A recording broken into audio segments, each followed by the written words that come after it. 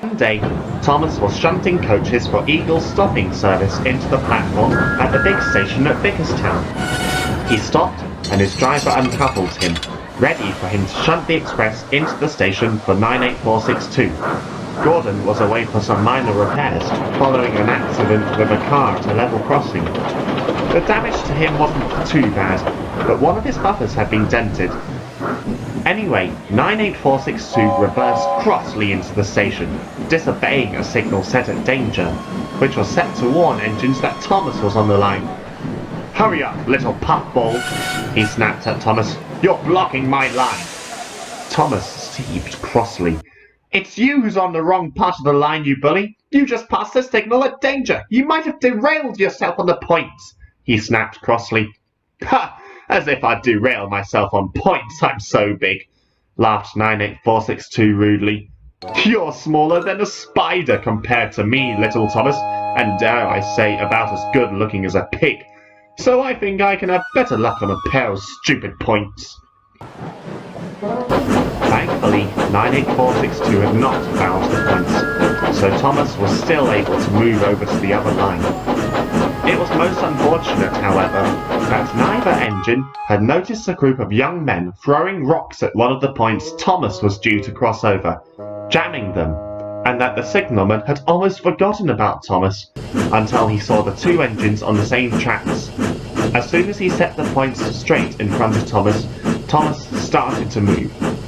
He then quickly moved over to change the other points, so Thomas could move onto the other line, run around the coaches and get behind them to push 98462's train to help it start. As soon as he realised those points were jammed, he rushed out and tried to warn Thomas, but his cries were unheeded. Thomas was in such a foul mood that he didn't notice, and anyway, he was moving much too fast to stop in time. As soon as he crossed over the points, the front two wheels on his left climbed up and over the rails and crunched the ballast, while the other front two wheels on his left rested on the sleepers. "Bust my bumpers!" he exclaimed. 98462 laughed rudely. "See what I mean?" he chuckled. "I would never have any trouble with points, I'm so big." "Well, your driving wheels might not, but your wheels in front might," snapped an embarrassed Thomas in anger. Soon, Eagle brought the breakdown train with the back director on board. First, he helped 98462's train to start, then he returned to help clear the mess and take Thomas to the works. The fat director spoke kindly to Thomas. "The accident wasn't your fault, Thomas. Those hooligans should have known better than to throw rocks onto the line. However, I'm afraid you'll have to go to the works for a few repairs. Eagle will take over your work, and Edward will, I'm sure, be willing to help with Eagle's trains." "Thank you, sir," Thomas said sadly. Thomas was loaded onto a flatbed, and Eagle took him to the works. "Cheer up, Thomas," encouraged Eagle. "The accident could have been worse, after all." Thomas sighed. "It's not that, Eagle. It's 98462. He called me a little puffball and said he could never derail himself on points." "Pah!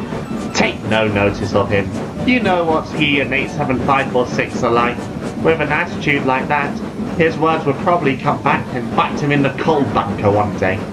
Eagle was righter than he thought.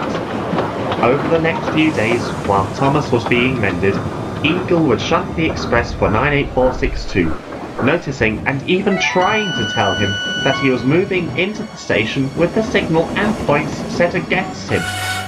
But 98462 just laughed rudely.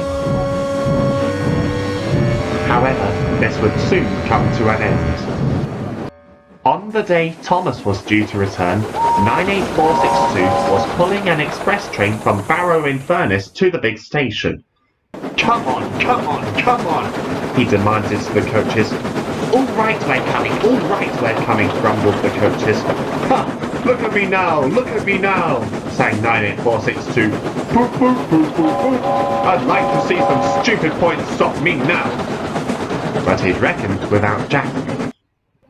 Jack was a new signalman, and today was his first day on the job. He hadn't met all the engines before, The engine he heard in the distance was, he thought, 87546 on a stopping train. So he tried to set the points in the station ready for the train to run round, successfully changing one of them so that 98462 would be diverted towards the second platform. But 98462 had been moving much too fast. He crossed over one set of points, derailed on the other, continued to move at a dangerous speed and climbed up and over onto the platform.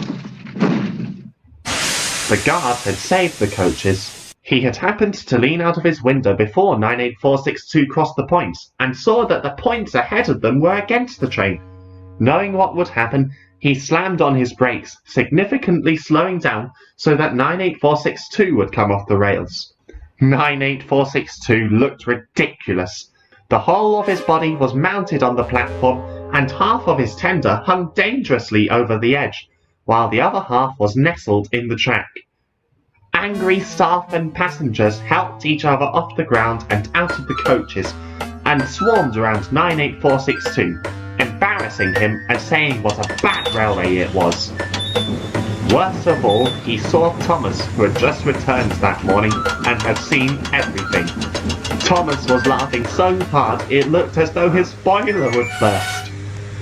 The fat director came out of his office to see what had happened. One look at the awkward disaster told him everything. He glowered meaningfully at Thomas, who stopped laughing and started to pull the coaches away. Then he spoke severely to Jack and 98462. Jack immediately apologized and promised to help clear up the mess. 98462, on the other hand, insisted it was not his fault. I'm aware of that, 98462, but Thomas has told me about what you said to him. You deserve this accident from all the trouble you caused us. Maybe next time you'll be more careful on what you say about points and passing signals are danger too. And you can forget ever pulling the express again, I can assure you that much. He turned on his heels and walked sternly away, leaving 98462 to gnash his teeth in rage.